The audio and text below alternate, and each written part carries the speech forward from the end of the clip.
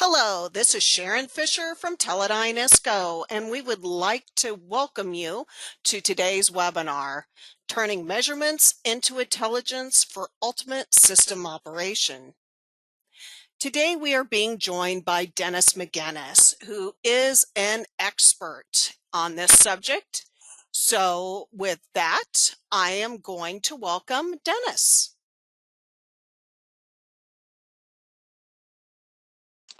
Great, thank you, Sharon. And thank you for participating and joining me on my webinar. Data is the most important product for our customers. However, data alone does not provide information needed for reporting and understanding the system. In this presentation, I'm going to walk through the process of collecting the raw data and its process of becoming intelligent, useful information to help operate systems more effectively and efficiently. So to start off with, it all starts with measuring the media and storing it as data. And this can be done a variety of ways using different measuring sensors and meters.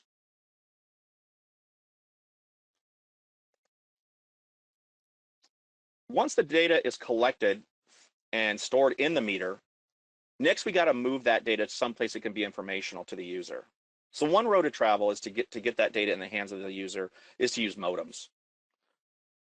In this example, I have an optional sampler connected to a Dura tracker, and the Dura tracker collects the data and then sends that to a cell tower where the data is handed off to a Cipher cloud server.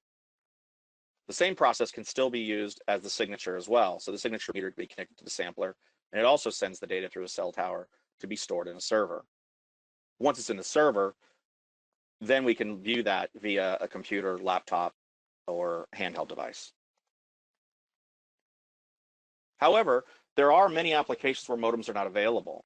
This could be due to a location where you have bad cell signal, or in a location where we put a manhole lid, even though you have cell signal there at that location, manhole lids or some other type of things could be hindering the ability to use a cell phone modem. For those applications, we can use FlowLink, and this can then be used to actually go out and manually download the data to a PC via Connect cable, or in the case of the Dura tracker, you can use Bluetooth. Once the PC is then taken to a location where you have an internet connection, that could be back at the main office or could be just via a cell connection or a Wi-Fi connection, you can then transfer that from FlowLink using a transfer tool that's built into the newest version of FlowLink, and then we can manually upload that information that is now on the laptop up to the cloud server. This way, this information, once in the cloud server, can be shared with other users.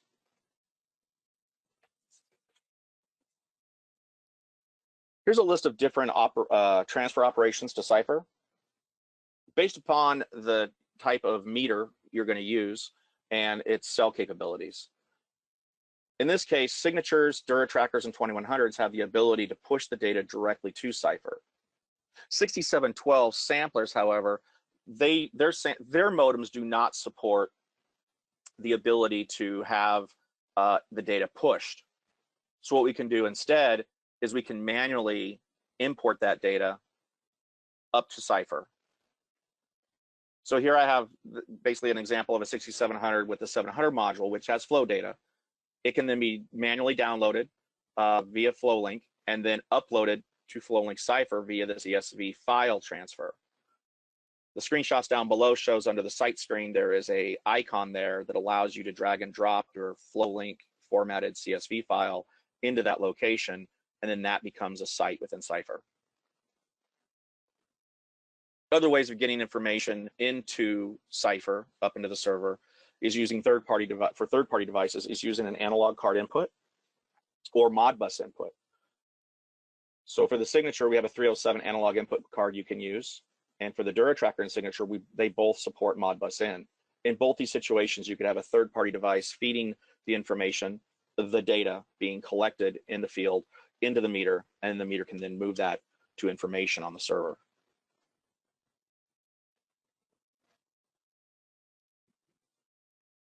With the information now stored in Cipher, we can use analysis tools within Cipher to translate the information to intelligent, useful data to help operate systems more effectively and efficiently. So here, I've got a screen sharing here of Cypher with data being pushed up into it.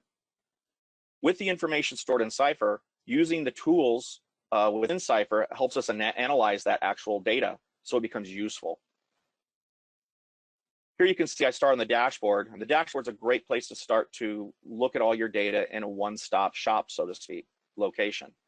This allows me to bring up any types of sites that I have, any types of graphs that I've pre-made, as well as gadgets that allow me to monitor the voltage. So while Cypher is a great analysis tool, we've included other tools that helps you maintain your system as well.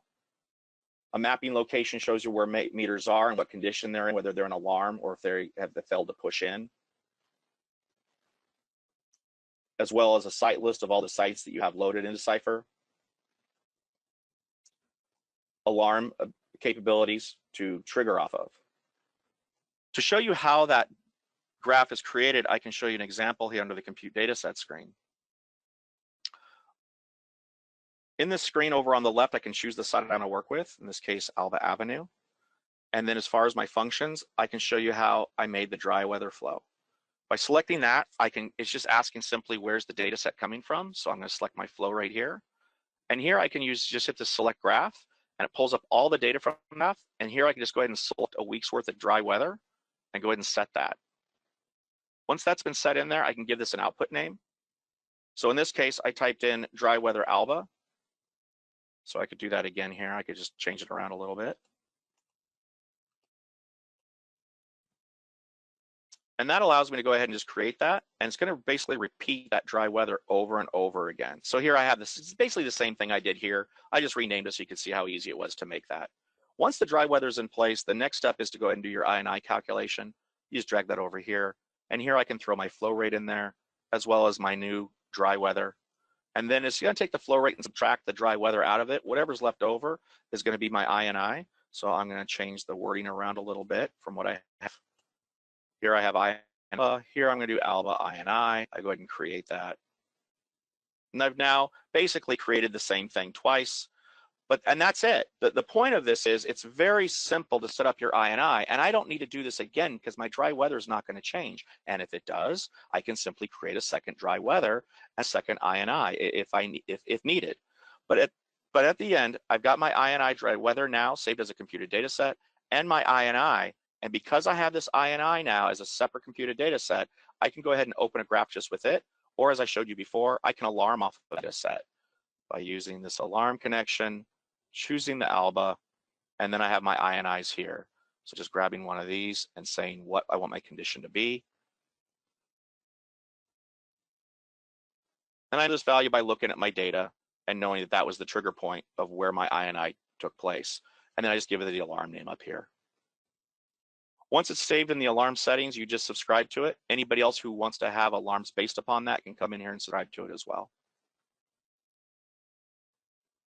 So that concludes my presentation for showing the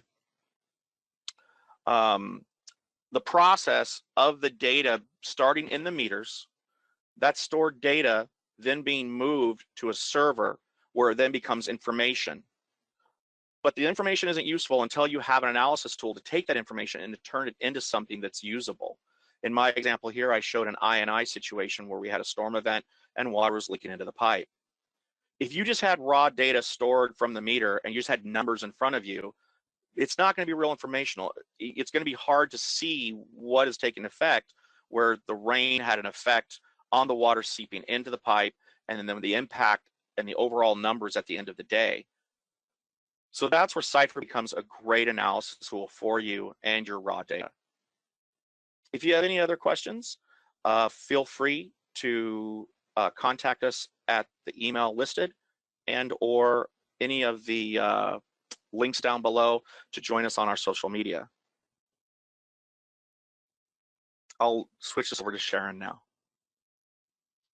Well, thank you, Dennis, for sharing that. And we will now open this up for questions.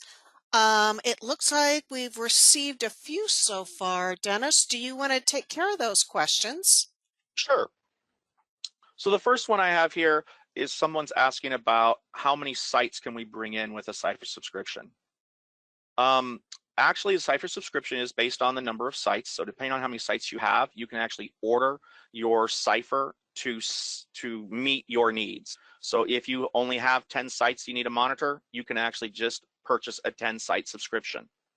Now with that, I'm going to segue into another common question that comes after that one, and that's typically how do we charge for other users? And we don't.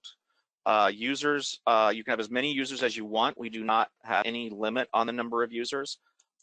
Whoever owns the Cypher account has the ability to invite people to share that data, but we do not charge for access. We simply charge a yearly fee per site for Cypher. Another question I have here as far as the alarms go, how do you select the alarms you want? I'll switch back over to Cypher real quick.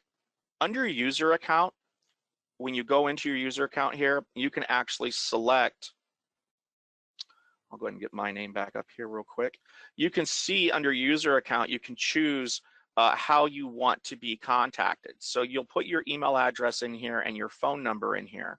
By checkboxing the one that you want allows you to tell the system how you want to be notified. So once you check these, you do have to save it. These are my this is a demo account that I have set up for our demo site, so I don't want to be advised when these things actually happen. So that's why I have them unchecked here. But yes, any user can choose how they want to be notified via the email or text notification checkbox. The next question I have is on the dashboard. How many gadgets can I put on a dashboard?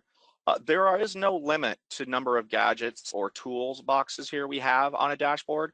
As you add more gadgets, so I can just go ahead and add a couple more sites here to kind of show you, it's basically just going to load them up down below. It's just going to allow you to go farther and farther down. With that being said, though, you do have the ability to move these horizontally here. And then when you do that, it will actually auto size your dashboard to fit horizontally. But vertically, as you add more site gadgets, it just loads farther down. So there is no limit. Okay, someone's mentioning that they see I have more than one dashboard at the top. Yeah, so there is a line across the top here. You can add more dashboards. You can do that as well from here. Any dashboard you want to put in, it just gets saved at the top. Again, no limit on the number of dashboards. So as you make a new dashboard, it's just empty, and you can just fill that with different applications or different gadgets here.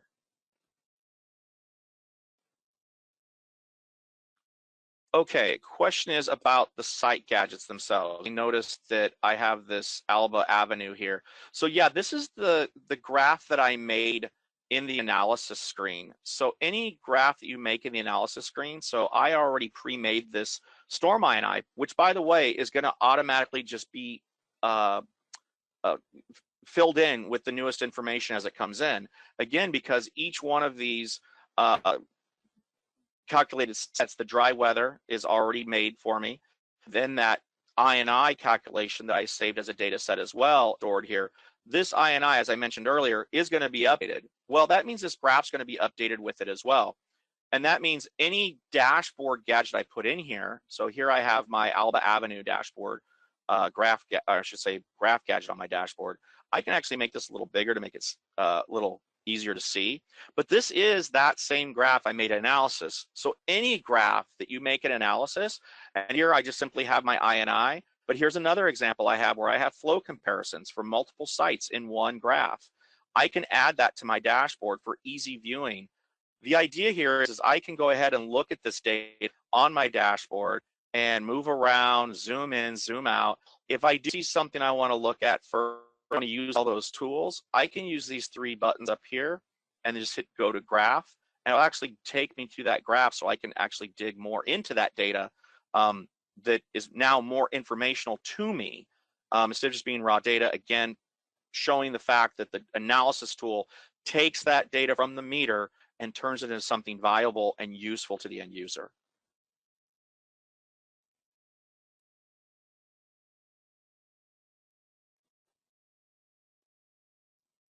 Alarms. I got another question here on the alarms.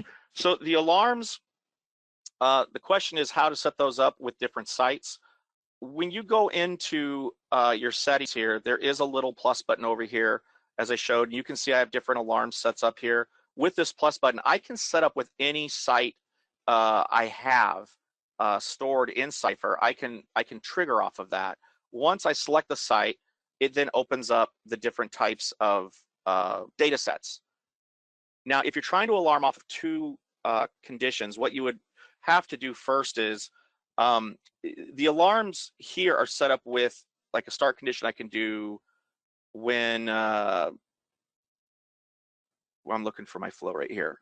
My flow rate, I can go ahead and handle one flow rate here based upon, well, in this case, apple tree.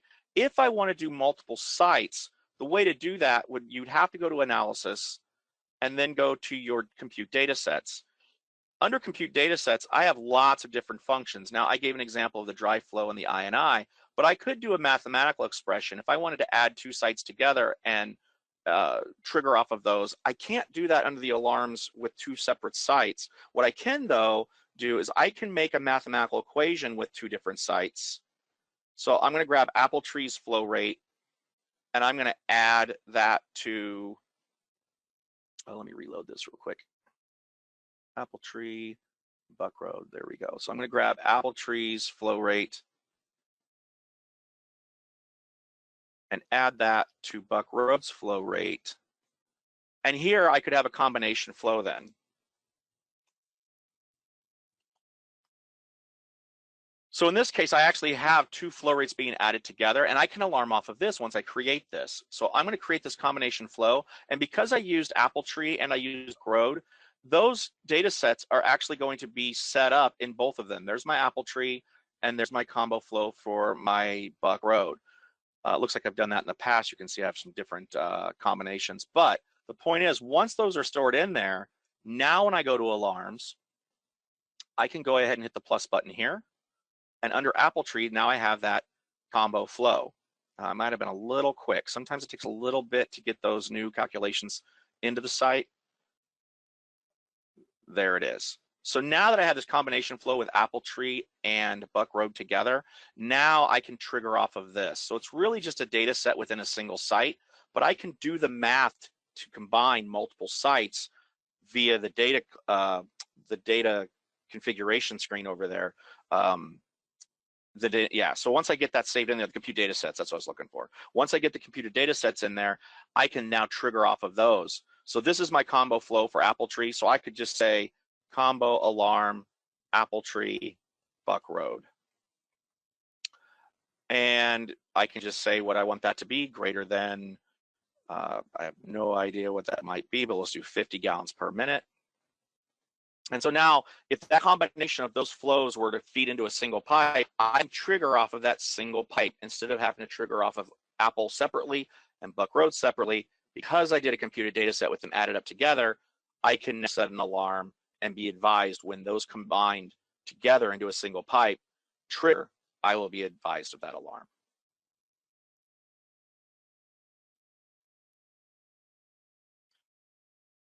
I think that's going to do it for our questions right now. If you guys, if there's other questions that haven't been answered, please use the contact information I have here for you to reach out to us, and we will go ahead and get back to you with any questions that you have. And hopefully that answers some of the I was able to answer some of the questions you guys had right now. And if, again, I'll leave it at that. I'll let Sharon have the closing statement. Well, thank you, Dennis, for sharing your expertise, and we would like to thank you all for joining us for this important webinar.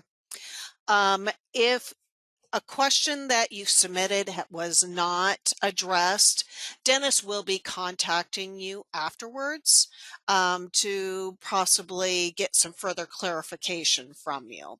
So you will be hearing from him possibly. We will go ahead and we'll close for today, and we hope to see you again next time. Thank you.